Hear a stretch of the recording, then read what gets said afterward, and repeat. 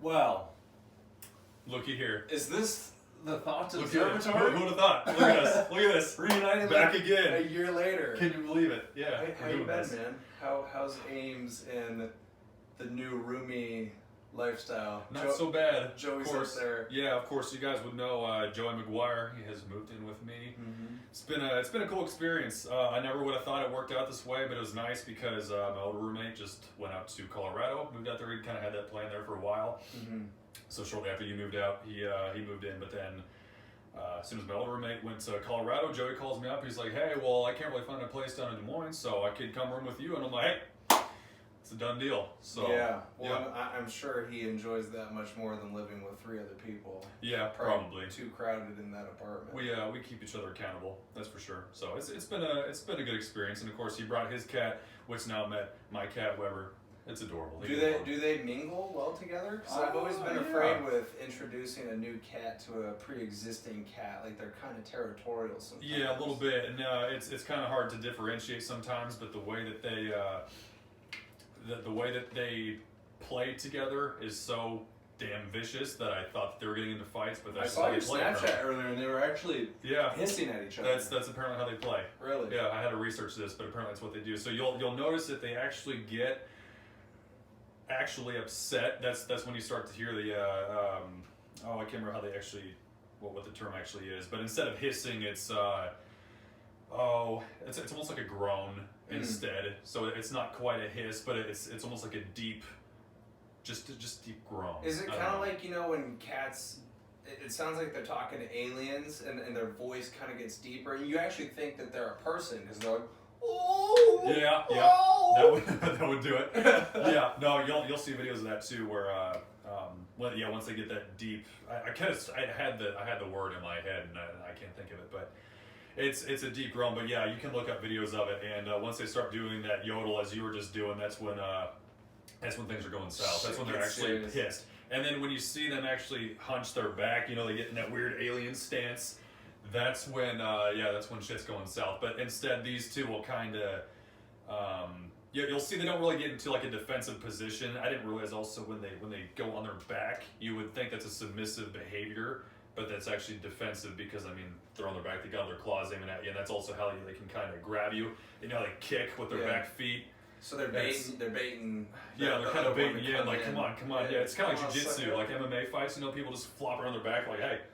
Right. Black belt in jiu-jitsu, and so fighters don't want to do that. Like, fuck no, stand back up. Right. Like, come on now. Does Weber ever do that sort of behavior? Like that you were saying how they kind of like twist to the side and they kind of puff up like this. Does he do that when it's just you and him, or all the time? Because Chester does that. Yeah. No, Weber will do it, and I can never figure it out. It scared the hell out of me before because he'll. I keep my door slightly open because, again, like his litter box is in my bathroom that's connected to my room. Mm-hmm. So if I shut the door, I don't want him going to shit on the couch or anything. But so I leave it partially open, but then I leave a book behind the door so that way he doesn't barge it open when I'm trying to sleep. I enjoy my privacy as everybody else does. Mm-hmm. So, but there was one time he must have forgot that I put the book behind the door because he barges in that fucker and he's staring at me as he's doing that side thing. He's kind of hunched up and his eyes are all wide. I don't know what he got into, but he's just looking at me, just looking like deep into my soul, and he just, he just does that weird sound that he does, and he just rips right out of the room and goes to the living room, and I'm like, okay, well, what the hell? Cats are weird, man. Dude, they are. They're weird. But they're so fun to observe. Like, I've had Chester for now 2 years, and just a few nights ago, I went over there to, cause I don't have Wi-Fi at the new apartment, so I've been going over there and checking, my emails and shit, and I put him down to bed because he sleeps downstairs, because if we let him upstairs, he'd be tweaking out, running around the house at midnight. Yep. But he gets really excited when he goes to bed because you have his food bowl and shit, so he starts purring up and whatnot, and then all of a sudden he wants to come up against your leg. Well, when you take him downstairs, first he goes to the left where it's the living room for the basement, where our pool table is. Yep. But that's not where we put him. We put him in the back room, the storage room where Cade hangs out. Oh, right. So he goes over to the carpet to the left and he does his little fucking stretch and whatnot. And then he rolls over like he's being super cute and friendly, so I start petting him on his belly and scratching him.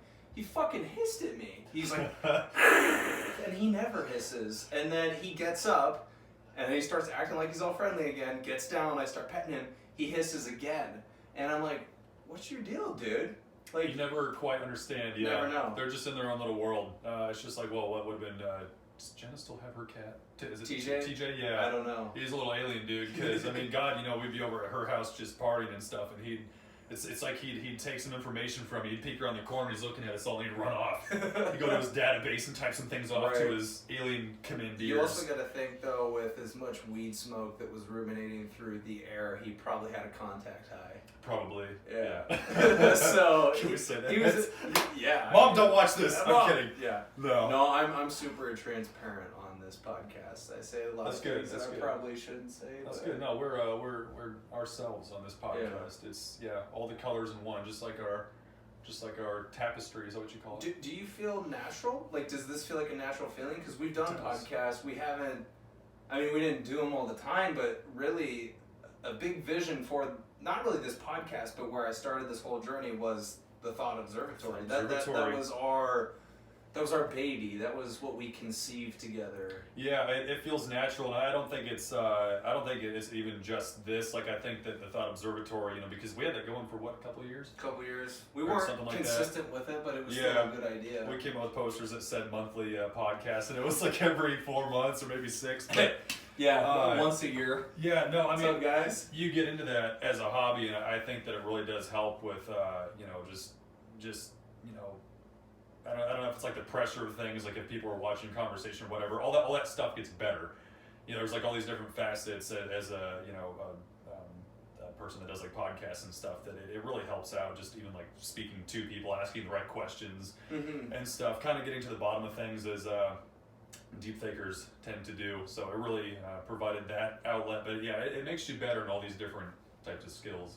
I remember when we first started that shit. I mean, I remember the first podcast where we're sitting at your mom's house and I have my glasses on, and I got flack for that from Taylor Grubel saying it's a little sunny in Doucheville, and I'm clicking the pen the entire time, and I don't think till now, like, this is my 13th solo podcast, for Nurture the Mind, and the anxiety's still there. There's that, it's like a roller coaster of excitement when you start it. Like, that never goes away, but I do feel like having these long, methodical, introspective conversations with people really helps you dig through things and helps you manage the conversations that you have outside of here. Because, I mean, face it, like, what type of people are really doing that in this day and age with phones and things that, take us away from having an actual human connection and interaction, which, a lot of people overlook that, but it's actually really easy to see what's going on if you're just willing to listen and have a conversation with somebody. Right.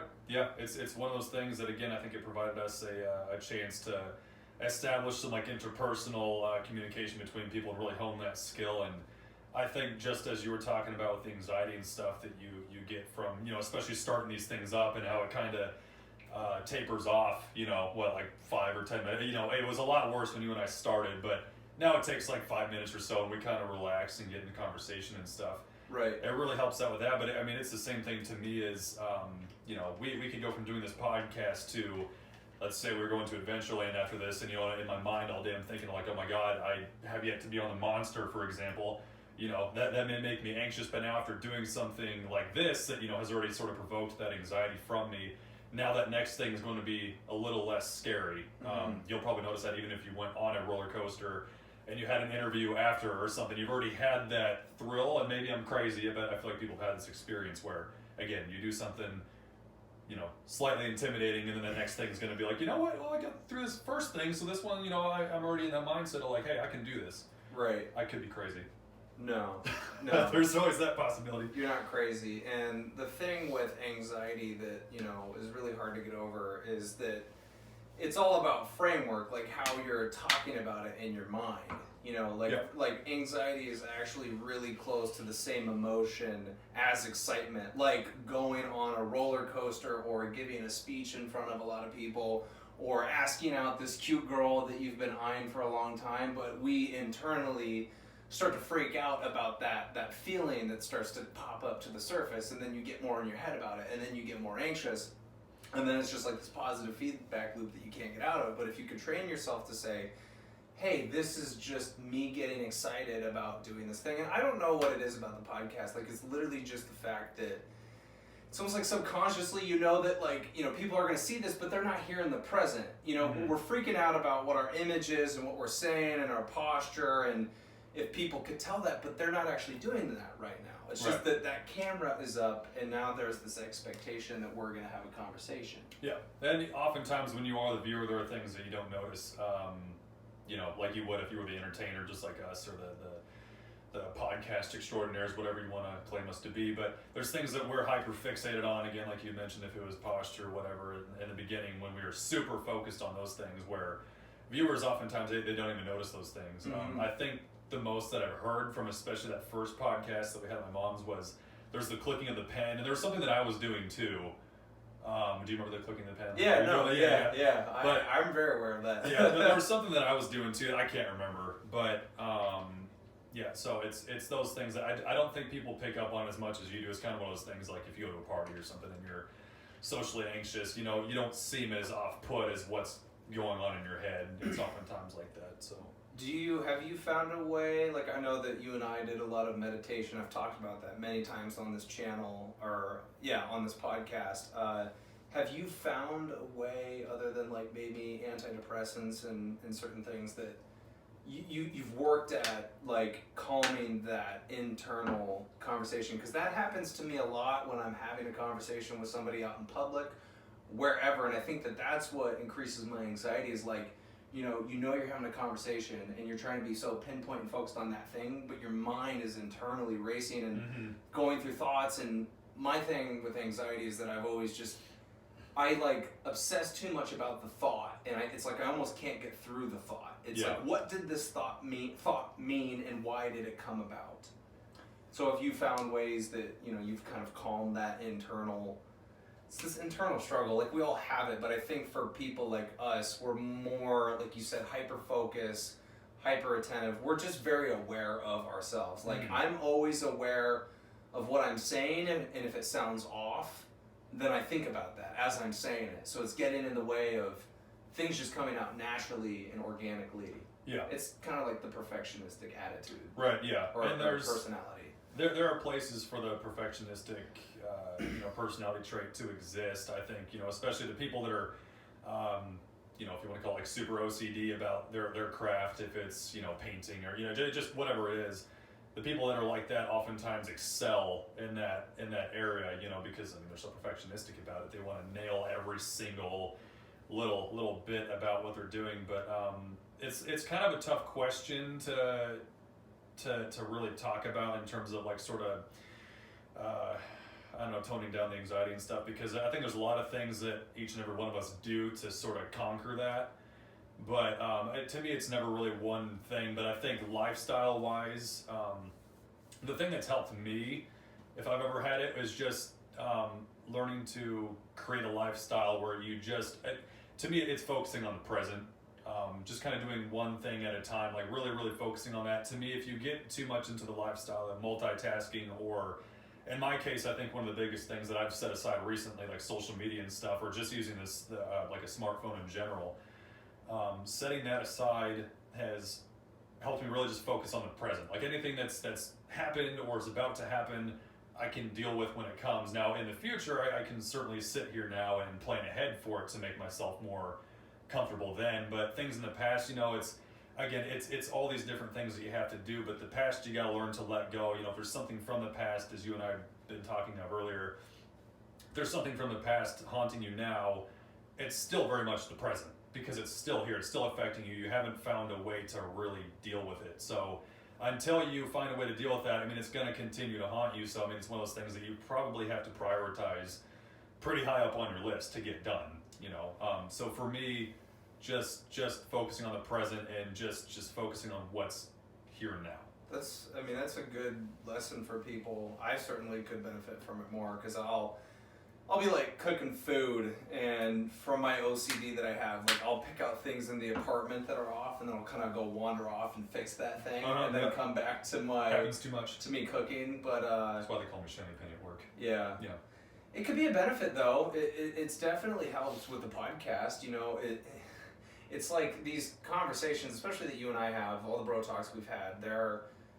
they have ideas, they have a structure in the way that they tend to lean in one way versus the other, but a lot of times I think that we're like climbing up the tree and then we find one little branch that we like a shiny idea, and then we go down that path. And I'm it's cool. I mean, I think it makes for interesting conversations, but then when you look at the lifestyle that you live of like multitasking, it's not so good, because a lot of the times what I'm doing or when I'm hanging out with people, like I was saying, is, you know, you're internally freaking out, and it's like you keep pressing the panic button and you can't ever just fully be there present with, you know, yourself or with your thoughts or with other people, and that's where it becomes a very misleading tactic, you know, that you continue to do. Yeah, that's for sure. And I think that another thing that you and I were speaking of earlier that could possibly help, especially as shiny penniness or whatever, because that can oftentimes be as you said, misleading, or it can often, it's very troublesome. I mean, living a life like that constantly. I mean, if you're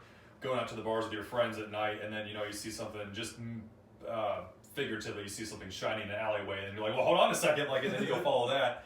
You know, you don't ever get to, you're not thinking very, I guess, objectively, if that's the right way of saying it. You know, you're never really gonna fully be in the present, fully experience what you're doing if you constantly have all these distractions and you give in to them, especially. So that could be something right there, instead of, you know, giving into those distractions. If you can learn to not give into temptation, as hard as that is, that's one of the biggest things I think people trip up on. If you can learn to do that, I think it'll really help you just be present, not be so anxious, you know, just really take in everything for as it is. And another thing with anxiety being focused on the other person, I think Jordan Peterson had said that, if you've seen his video on that, like, if you can practice focusing on the other person, if it's their mannerisms, or if it's their posture, the things they say, the way that they say them, if you can focus on all that and be completely ignorant to even yourself, like almost forget that you're even here, you know, that's I think where good conversations come from. Yeah, and again, with, like, I mean, if you multitask your whole life, it's really hard to do, but it's happened. I mean, it's happened on the podcast back in June. I disassociated really quickly on my podcast with Dom, and it was like 10 minutes into the podcast, and I started like freaking out. I'm like, well, how am I going to continue? And I'm going to have to quit this podcast. I'm going to have to tell him right in the middle that we can't do this anymore. But instead of like giving into that, I then kind of identified what the reason was as to why I was anxious. Like, that was June when I was doing no caffeine or no coffee, and so I had tea at the coffee shop with him. It was like 2 weeks into the month, so I hadn't had caffeine in a while. And then we went to Simpson and we had some alcohol. And so when you mix alcohol and caffeine, it can create that disassociation feeling. Can be a little, alarming. So, but it was crazy, dude, because like then I recognized what was going on. I stopped drinking the tea, I stopped drinking the alcohol, and I just drank my water for the rest of the podcast. But then I just kept trying to, you've told me this before too, that like a way to focus on what another person is saying is just kind of repeat what they're saying in your head, and it keeps you focused on the conversation at hand. And then we ended up doing an hour and 10 minute conversation after I had that internal freak out. So and that's something that's noteworthy, is that, you know, I've gotten better at pulling myself back through those anxiety episodes. I mean, I don't know about you, but I think anxiety is present every day in my life. It's always there. It never like fully fades away. And you probably wouldn't want it to. You know, again, if people get rid of that fear in their life, if it's controlled by, there was some video that I watched, I guess there's another talking point I could bring up later about just all the information we have access to, the internet and stuff too. That's a pretty bad thing actually sometimes, but there's a thing that they're talking about, that part in your brain, the amygdala, that controls fear and like anxiety and all that stuff. People that had that part of their brain eradicated, or like it wasn't functioning properly, those people most likely end up become psychopaths, and they can lead very successful lives for themselves, but being interconnected with other people, not so much. Like they're, you know, you don't really want to be connected to a psychopath or somebody. People like that, again, like people that don't have fear. Well, it can oftentimes, they've seen people that like, again, have zero sense of fear. Those are the types of people that you'll see up at the top of like skyscrapers, you know, as they walk along the edge of them, and like they're jumping to different platforms and stuff, like completely oblivious to what lies beneath. I mean, that's ultimate death if you fall off those damn skyscrapers, if you've seen those videos. How does their brain not function in that area? Is this a result of something genetic where it's just not working properly, or is this something that you could develop over time? Like, what about Ted Bundy? Like, did he fear anything? Like, that, I don't know. How did he travel to his, what happened on his journey where he ended up killing people? I heard that he started, like we were talking about NoFap earlier, but I heard he started with porn and he fed that addiction for so long, but then it became something more. Yeah. I don't know if that's entirely true, but that's what I heard. I don't know, the way that I could see that happening, like I'm sure that you could probably find some synthetic or alternate way of getting there. Like if you haven't been that way your whole life, you could maybe get there, but I don't think at any point, unless you've had like a pretty freak accident that, you know, like there was a guy that, I don't know if it hit this part of his brain, but if you ever heard the story, like how there's a guy, I think he was alongside like a chapel or something, but this rod fell off the top and it pierced him right through the skull, and it was a pretty decent sized rod. But it deactivated parts of his brains that otherwise made it pretty hard to live, I'm pretty sure. I mean, he died pretty soon after, but he lived through the experience at least. But yeah, I mean, a lot of those people, I think that those parts of the brains aren't functioning. It's either some mutation or genetics, something that has to go into that. Doesn't happen a whole lot, from what I hear anyway, which is a good thing. But yeah, you don't want to get rid of fear. That's a big thing. You know, if you see a tiger and you don't have a sense of running away, then well, you're dead. So yeah, that's true. And I think that there's something to fear in the fact that humans almost crave trying to move through their fear, and in that way you become stronger. So I feel like you should do, and I say a lot of these things because I'm trying to preach this to myself, is that, you know, I want to do more things that I'm fearful of and conquer that fear, because then you build up this resiliency and you show yourself that you're a lot stronger than you originally thought you were. I mean, and it's all about your own pace. You know, we've talked about trauma and how that can occur, and I've talked a lot about how growing up at my parents' house, I think that they did too much for me, and so moving up to Ames, although maybe like if I gave it more time and things weren't going wrong, like the relationship, the family relationship I had, and then I really wasn't getting hours at acai, so then I was fearing that I couldn't pay for the apartment. If I had stayed up there a little bit longer, maybe I could have gotten through it, but I do think that starting here in town, having my own place, it's like a game of inches. Like if you kind of know who you are and you've been so reliant on your parents and other people your whole life, why not spend a year in town on your own and figure that out? And then maybe next year you can move out a little bit further to Des Moines, and then maybe after that, you've gotten away from that long-standing fear, and now you want to go to Utah, or wherever. It's one of those things that, again, it's at your own pace. I mean, there's no real pace that you have to go at. You know, whatever's comfortable with you. If you want to go at an uncomfortable pace, I mean, that's kind of where disaster happens. But some people make it work. But even if you're 1% better than you were yesterday, I mean, in 100 days, then you're going to be, you know, twice the person that you were. You know, better at something than you were before. So, it's one of those things that you should definitely continue doing. Just improving every day. Is there things that you expose yourself to on a daily basis that help you grow? Have you done any? I know we haven't talked so much about like personal growth, but I feel like, you know, you've been focused on yourself. You recently started the photography page, and I wanted to bring that up. You know, like, you know, I just think that self-development is something that everybody should focus on, whether you're in a relationship with another person or not. Like you were saying, the whole 1% rule every day. Like we change. Like we don't know what happens when we go to sleep, but I feel like every day you wake up and you've changed just a little bit. Like I don't feel like the same person I was last week, other than the fact that I'm still anxious. But it's, I think at the same time, it's good that you can recognize that, again, last week you were someone completely different than what you are now. Even if it's by a fraction of percent. Then, it's a good thing to be able to see that. I think oftentimes you can probably see that in creative people. It's like they're again so hyper fixated on something that they can see things in a million different ways. But you know, the fact that, again, you can see things or see small traits of yourself that have changed since then. It's a good thing to have, because, again, I mean, you can write that down in your journal. You know, even just whatever little thing changed since last week. If you keep a hold of that, I mean, all these little things that change. You know, and again, 100 days time or however long it takes, you'll see just even these very, very tiny things have changed that make up the larger picture, you know, because that's what we are. We're very, very complex people, you know, as humans. That's how it is. Yeah, and it's good to take note of those things. It's also like you don't want, like, I think it's better to kind of be surprised in how you've gotten yourself there. Like, I mean, it's definitely good to keep tabs of like where you are each day, but like, do you ever just have those moments where, you know, you kind of sit and have a realization about, you know, maybe a particular situation that's been upsetting you for a while, and then you realize that that thing just doesn't really have the emotional pain that it used to.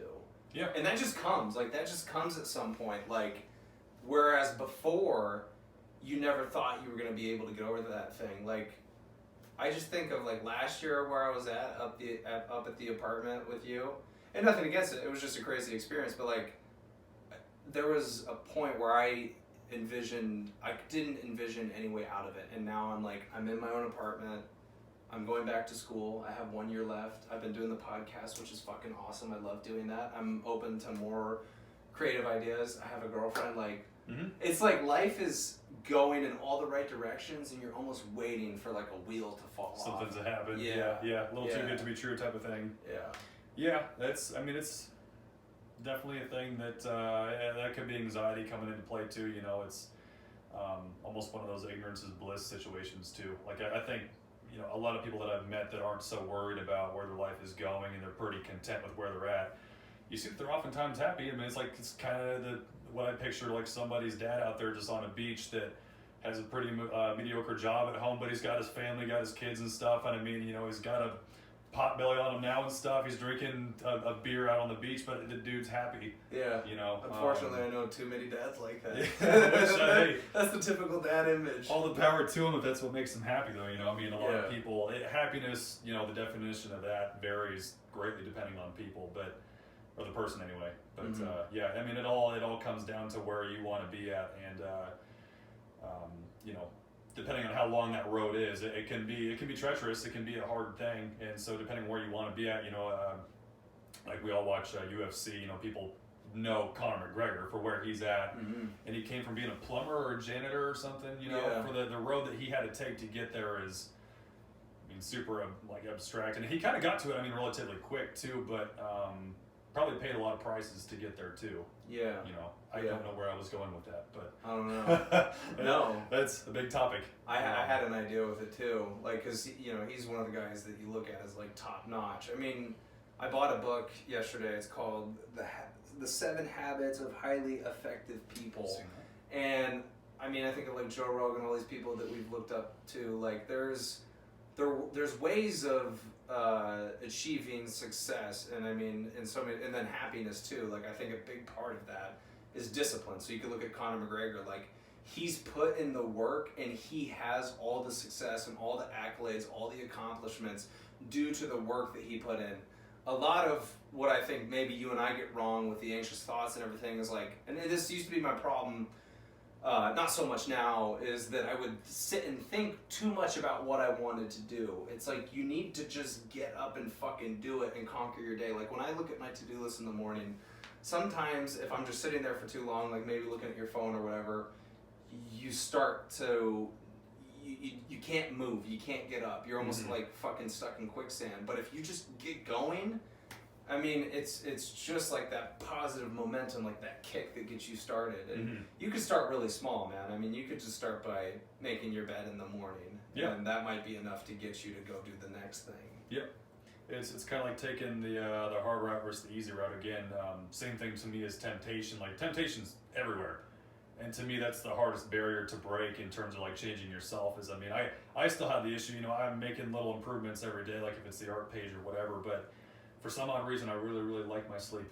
And so, you know, you wake up and it's like, okay, I could take the next 30 minutes to sleep a little bit more, or I could get a jump start on my day, you know, and the most alluring route is to stay in bed. It's warm, it's cozy, and you're like, oh, you know what, like, I could go for 30 more minutes of that, and that turns into an hour or whatever.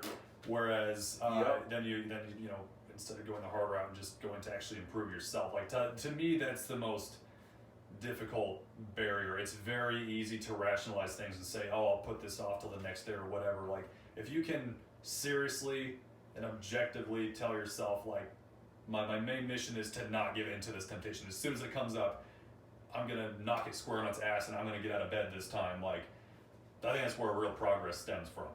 Just like how you were saying. I'm pretty sure that Jocko Willink. How do you say his last name? Willink. Willink. Yeah. He's talked about it. Like that is like probably the most crucial decision you'll make in the day, because it's the first decision you have to fucking make. And so if you put that off and sleep in longer, the chances are that you're going to do that again. Like maybe you extend your alarm by 30 minutes, but then it goes off and they're like, man, I could do another 15, but then 15 turns into 20. Mm-hmm. It's a big thing. I mean, this is why I'm talking about NoFap for August is people sometimes laugh at NoFap, that there's no validity to it, but I think it's bigger than the idea of just not being off to porn. It's like I was saying earlier, sex is probably one of the biggest temptations and urges that humans have. If you can say no to that every single day, now again, I'm just testing it out for 30 days. If I really like it, I really like the results, maybe I'll go longer. But the more that you say no to, like, the thoughts don't stop coming, because we all want to have sex, we all want to fuck. So they keep coming, but the more that you say no, the more you're building up that resilience and the more you are present with yourself. And this can then help out with like a depression or anxiety, because you're clearing up the thoughts and not just identifying with them. And that's why I think just decisions like that, not just NoFap, but like the bed, it's important. And then, I can just keep saying NoFap because that's what I'm doing right now. But it will trickle into every other aspect of your life. It'll be like a waterfall of success and just more discipline. But I think discipline brings about success, because then you start getting the things done that you need to get done and you don't slack off. Well, I think one thing to recognize too that's super important is, even if this whole NoFap thing, because again, I don't think there's enough research on that. I wish there was, especially against the porn industry, because fuck that shit.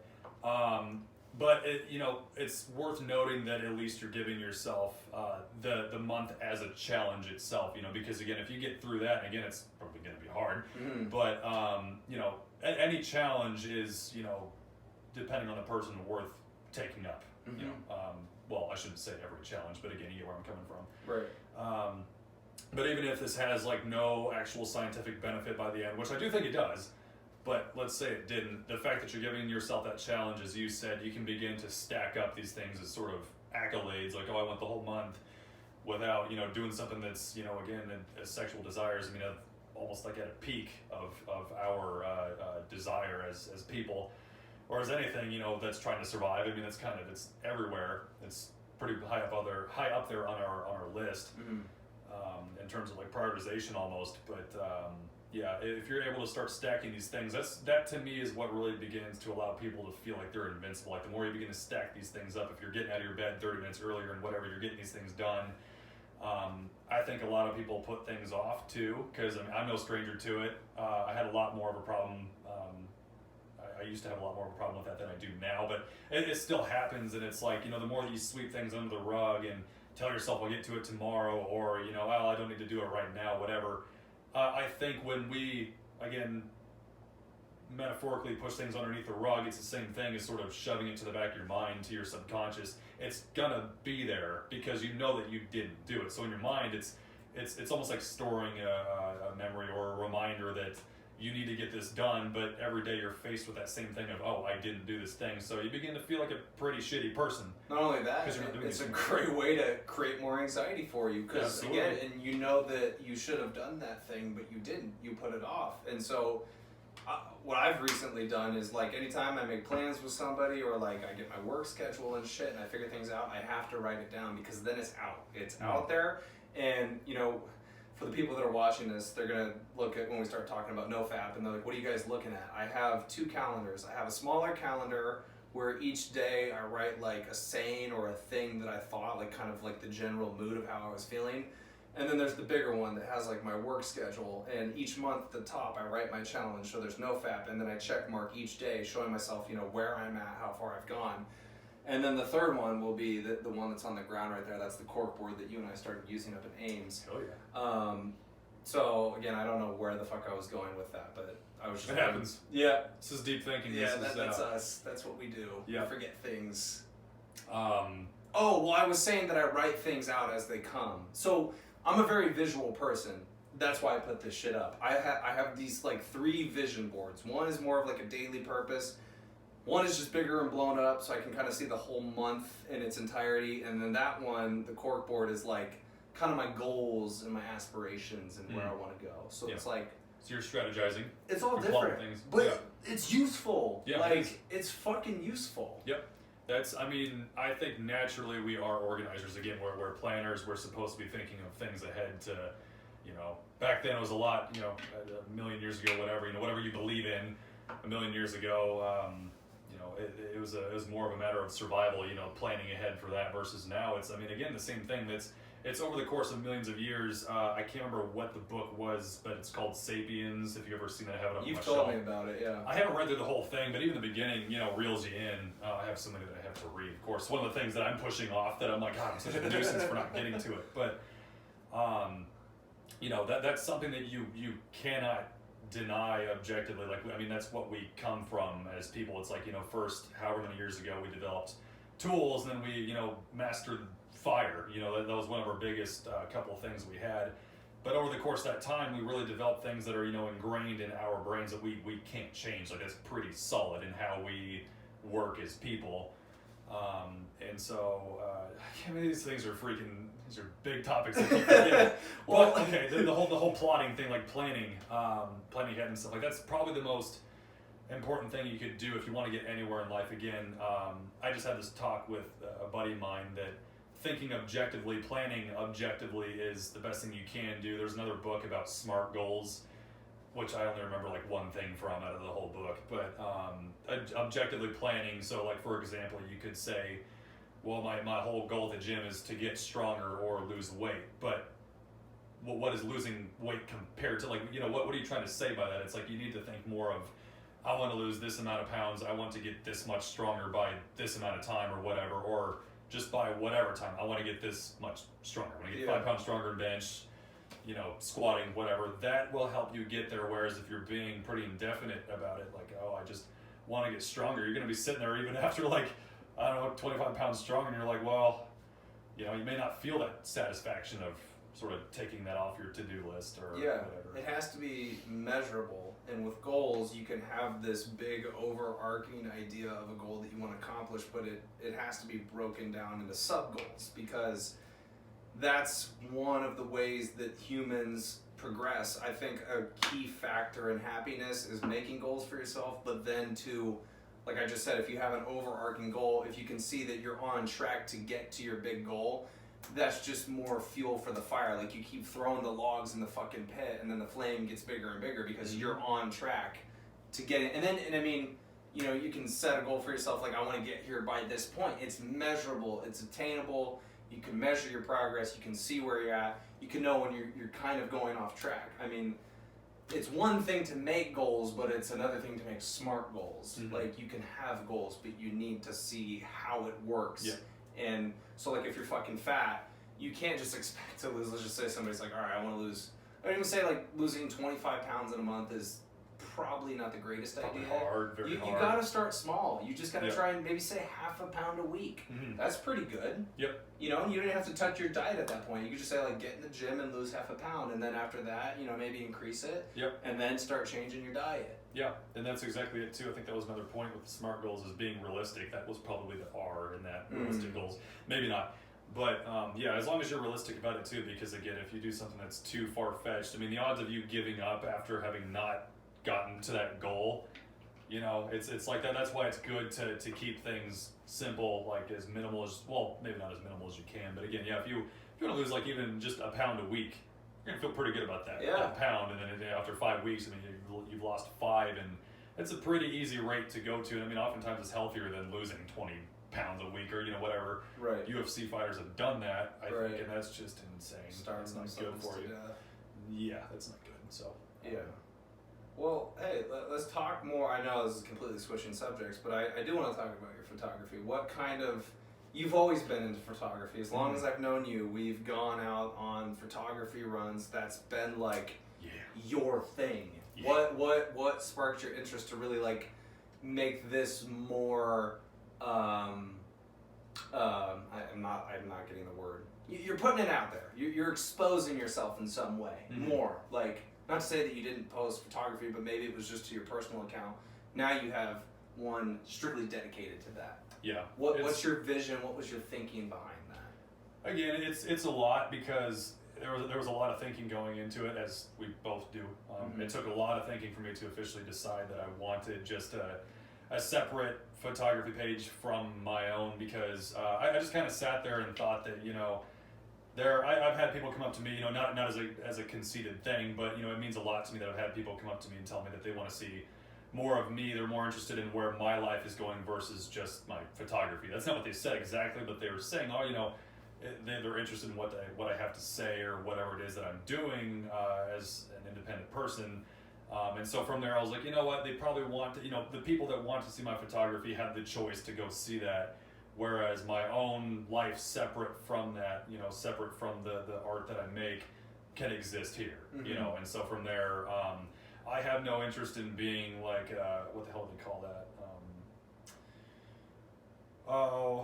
The people that really try to single themselves out on social media, an influencer. No, I have no fucking desire to do that. It's so crazy that that's even a profession nowadays. It's just stupid to me, dude. It's I might get some flack for that, but it's to me it's a lot of those people end up being conceited. And again, I hate speaking that way because there are people that are not like that. There are influencers that even I look at like, hey, you know what, that guy, to me, David Goggins can be an influencer, you know, but that guy does it right. I think a lot of people are in it for the wrong reason. They want the attention to be on themselves and whatever, you know, they're entertaining by that means. And you have people posting pictures of like, if it's their fitness and stuff, you know, like their body pictures and whatever. To me, it's just a little, I don't know, I'm gonna stop talking about that, but anyway, I can hate on that all day. But you know, I just look at those things and I'm like, you know, it really depends on what your attitude is for that, what your mission is. And so for me, it's like I'm not really, if it's gonna be something like influencer, I don't want the title of that. I guess it's like I don't know. I want people to be able to see those parts in me that otherwise, you know, you don't see in the art and stuff. And so, not planning on going anywhere big, especially my own personal page, but it's like I'm developing these hobbies on the side that people can follow. There is one other thing that I plan on coming out with here soon that I'm still working on. I'm trying to actually get the foundation for it laid out. It's going to be another page of its own, but I can't say anything on it too yet because again, there's that psychology thing where if you say you're going to do something, the odds of you actually doing it are pretty damn low. Very true. So yeah, no, it just took a lot of thinking, and I told myself that what really fueled it was I just wasn't happy with where I was at in life. You know, I just felt like I wasn't doing enough on my own part to make myself happy. And so these are things to for one thing, keep me preoccupied, but then, you know, hopefully it will hone the skills that I truly, absolutely care about. I mean, you know, there's only a certain number of things that you can master throughout your life. And if you're going about something that doesn't really matter to you, if you're more so doing it for others, for their entertainment, when it doesn't really bring you joy, then I think you're going about it all wrong, you know? Yeah. So I guess that's kind of where my judgment of the influencer type of thing comes from. I wouldn't call you an influencer. I think photography is a lot different. Like typically when you see an influencer, you're seeing their face a lot, and you're seeing like video messages and them preaching to the choir like they have all these damn answers when really it's not the fucking truth. Like to some extent, every time we hop on social media, like we're all guilty of it. You know, you're posting something where you're expecting likes, or you know, I would say probably in my earlier days of using social media, it was more of a persona thing where it wasn't really truly who I was. It was just how I wanted to portray myself and people to think I was living. But now it's come to the point where I don't really use social media as much unless it's, you know, talking about my podcast. But it's different now. I've taken a different approach, especially on Instagram. I love the fact that, like, I don't see many people posting a long, thought out caption, and I like to, probably what you do with your photography is like you're trying to tell a story and you're trying to get people to think in a different direction. That's what I try and do by giving them my experience. And I don't always post the shit that's so good about my life. I like to post the moments where I'm not sure of myself, I'm not confident, because I'm very, like, there's a bunch of different sides of me and Cole. There's like some days when the anxiety isn't bad and I've done things right, I've gotten off on the right foot, the confidence is there, and there's the confident Cole. And then there's the days where I kind of screw up and I'm not really getting to where I want to be, and there's the less confident Cole. It's like there's these different parts of me. But just to try and be like authentic on social media, like it's really hard to do. But I would not call you an influencer. And again, I think I had more of a grand idea behind that, but then I kind of lost it as I was talking. I think there's something to say in that too, with you wanting to be transparent with your viewers and stuff too. I think that's often what most influencers do wrong, or at least the ones that I see. Maybe I'm just looking in the wrong place, but again, a lot of them are after the attention and the clout, if that's what it's called anymore.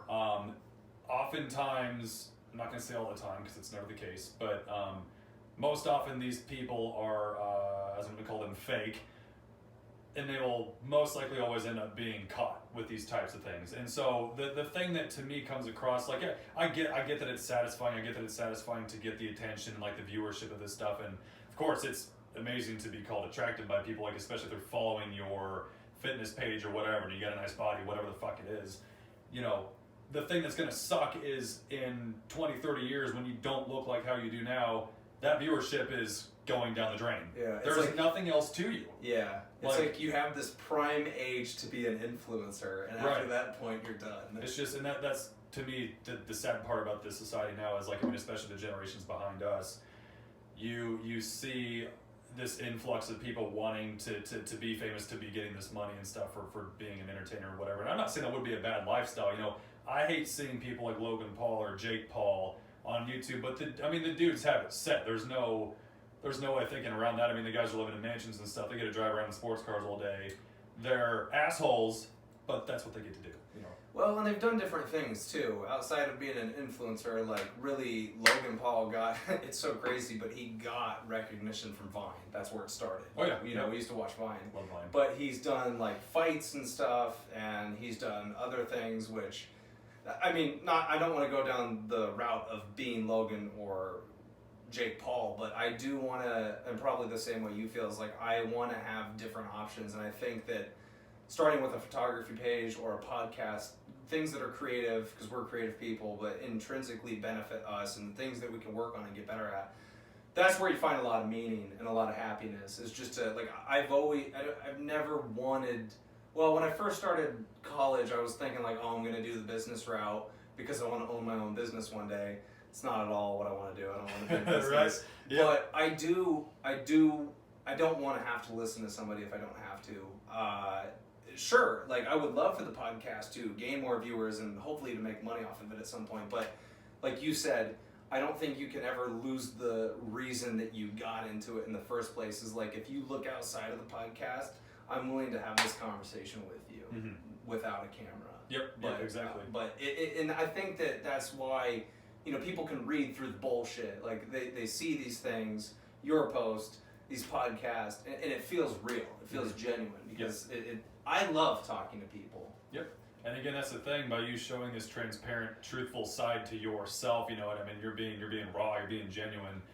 The person that you'll be, the people that these viewers have now, they'll still have in 40 years or whatever it is, because you've been truthful. You're not doing this for something that's so, easily taken away. If it's beauty, if it's, the attraction thing that people are after now, like it's all just some gimmick to me. And again, I could just be a hater. That could be it. But to me, that just seems the most logical thing to do. Is like just be yourself and just have no shame in that.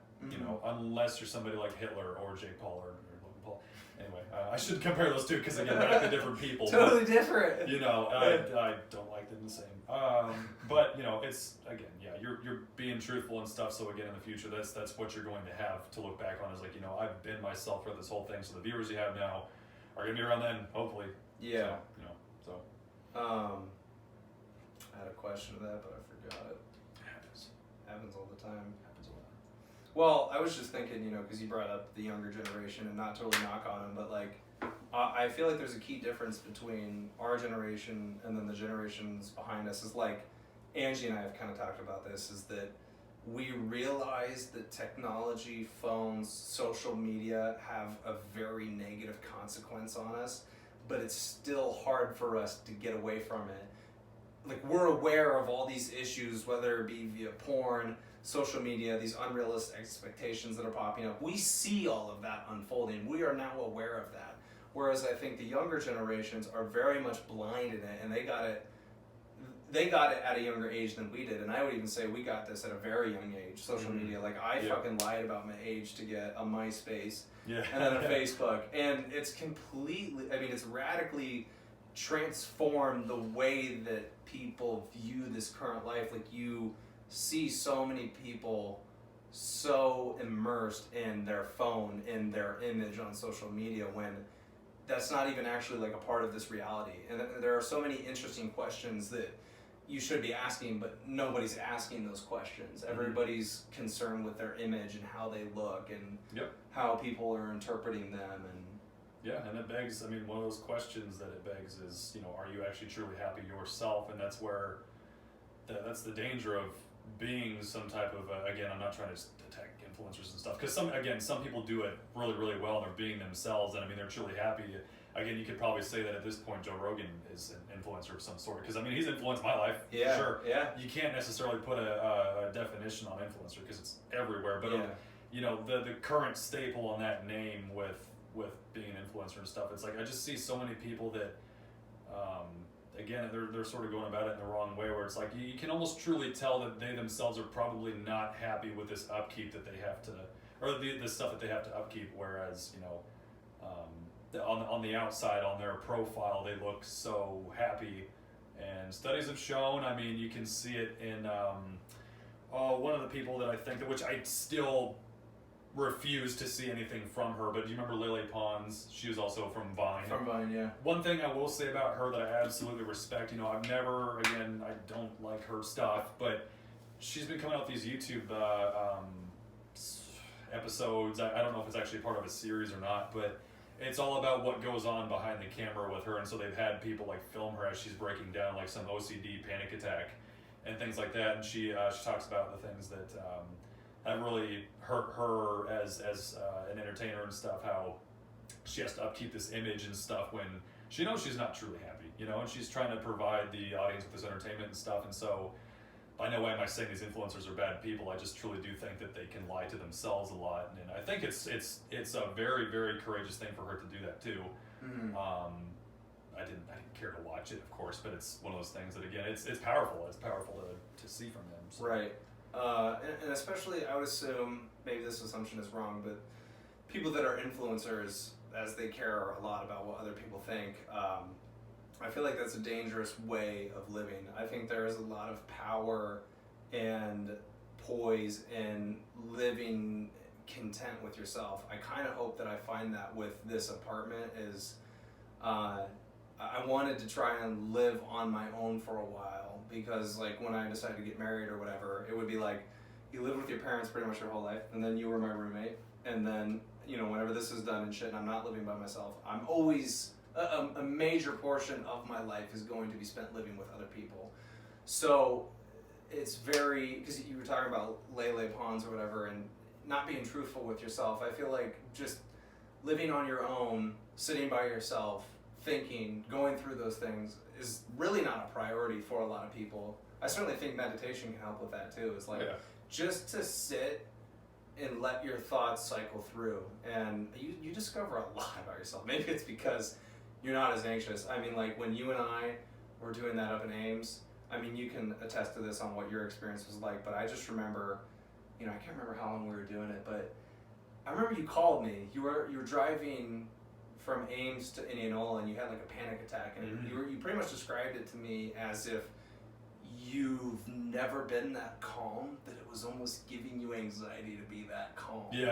And I just remember, you know, for that short period in time, like, those days were, I remember a lot, like, from those times, because it was like you still have the anxiety that pops up, but like you're able to see it and let it go and not identify with your thoughts, which is a lot of anxiety, or where it stems from, I think, is just like buying so fucking much into those thoughts. So yeah, spend time with yourself. Yeah. Be truthful. That's a power. That's the, if you don't lie to yourself, how could you ever deceive yourself? Right. You know, then you know when you're fucking up. There is a certain point that, again, you know, we begin to deceive ourselves, and people begin to believe their own lies. And to me, that's super dangerous, and it's really hard to see in somebody else too, you know, because I mean, there's people that I've cared for immensely, and then, you know, to see them become such, I don't know what word to use, but, you know, it's just sad to like see them almost deceiving themselves and to continue down this road, even if you point out something in them that they could.